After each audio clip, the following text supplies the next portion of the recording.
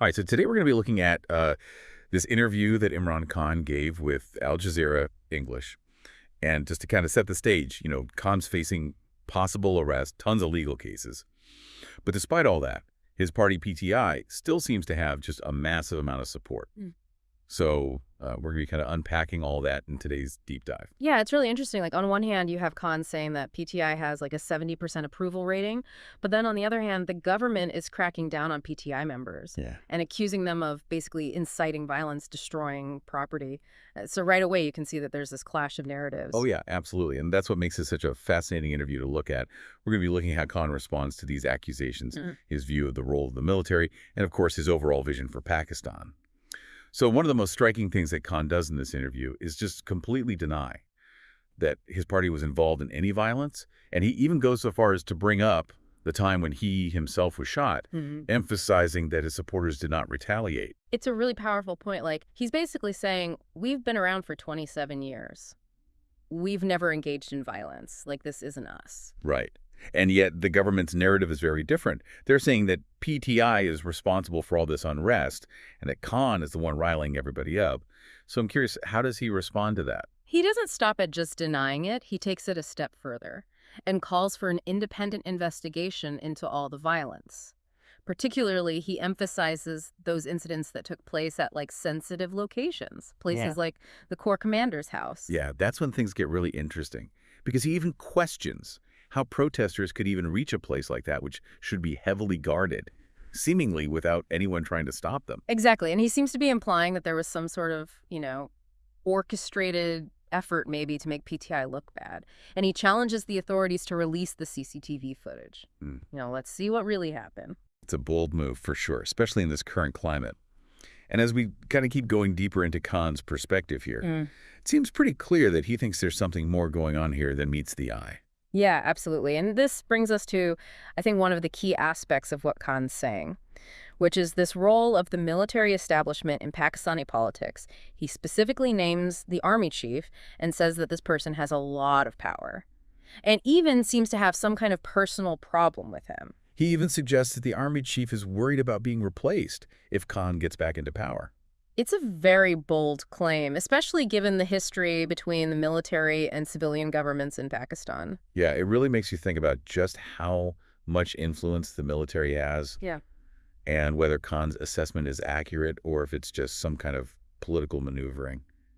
That's a great question, and something I think is definitely worth thinking about, as you keep up with Pakistani politics. What do you think? Let us know down in the comments. And before we move on, I want to remind everyone to subscribe to our channel, hit that notification bell so you don't miss any of our future deep dives. And if you're really loving what we're doing here, think about supporting us on Patreon. You can find the link down in the description. So we've been looking at Khan's take on the accusations and the military's role. But let's take a little detour and think about his reflections on his time in power. Does he have any regrets? He does say in the interview that if he could go back, he would have called for re-elections right away instead of trying to lead this coalition government with such a tiny majority. Yeah, he definitely felt held back, especially when he tried to make changes, reforms, or go after people he thought were corrupt. He really seems to believe that a leader needs that strong mandate to govern effectively and actually bring about real change. He even uses this analogy to cricket, which I thought was interesting. He compares it to being a good batsman, but having a weak team. You just can't score runs that way.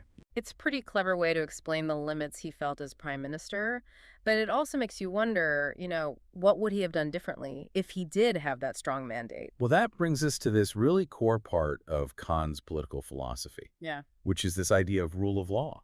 He's just adamant that Pakistan needs a strong and impartial legal system. That's the key to reaching its full potential. Yeah, and he's been saying this for decades, 27 years to be exact. He argues it's the basis for tackling corruption, attracting investment, making sure society's fair. He even compares Pakistan to Dubai, asking why Pakistanis invest so heavily there when their own country has so many more resources, It's a really thought-provoking question. What is holding Pakistan back? And for Khan, it's that lack of rule of law. If everyone was truly equal before the law, no matter how powerful, then he thinks Pakistan could really thrive. It's all about a level playing field, right? But then there's this other part of his argument, this alleged interference from the military. Exactly. He claims that even as prime minister, he wasn't fully in control, especially when it came to dealing with corruption. He specifically points to organizations like NAB, which is supposed to be independent, but he says was heavily influenced by the former Army chief, General Bajwa. He even alleges that General Bajwa had control over the FIA too, and that this control is what prevented him from actually taking action against certain powerful individuals who he thought were corrupt. So basically, he's saying that as prime minister, he was Yeah. kind of hamstrung by these outside forces, Yeah. and that's why he couldn't fully keep his promises. That's a really bold claim and definitely adds more to this whole story. But it also raises a really fundamental question. How can you have true accountability, true rule of law, when there are these powerful forces at work? That's something for everyone to consider, especially anyone following Pakistani politics closely. We want to hear your thoughts.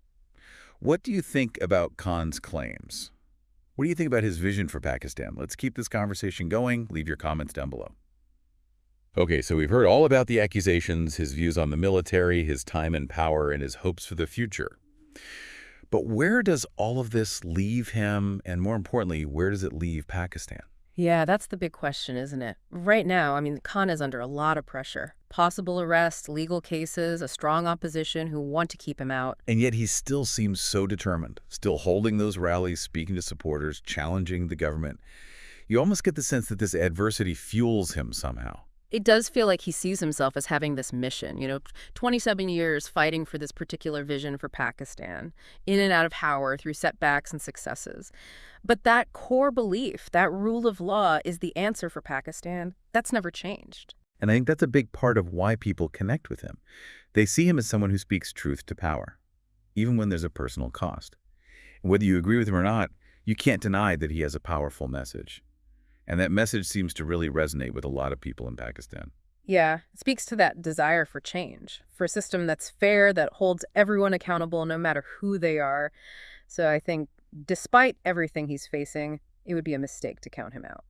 He's a skilled politician, charismatic, and he definitely knows how to get people on his side. I guess only time will tell what the future holds for him and for Pakistan.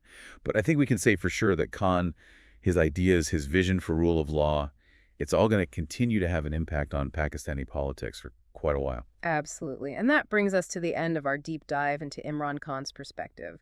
We've looked at the accusations, the role of the military, his time as prime minister, and of course his hopes for Pakistan's future. It's been fascinating, and we hope you found it insightful. And as always, we encourage you to think critically, come to your own conclusions.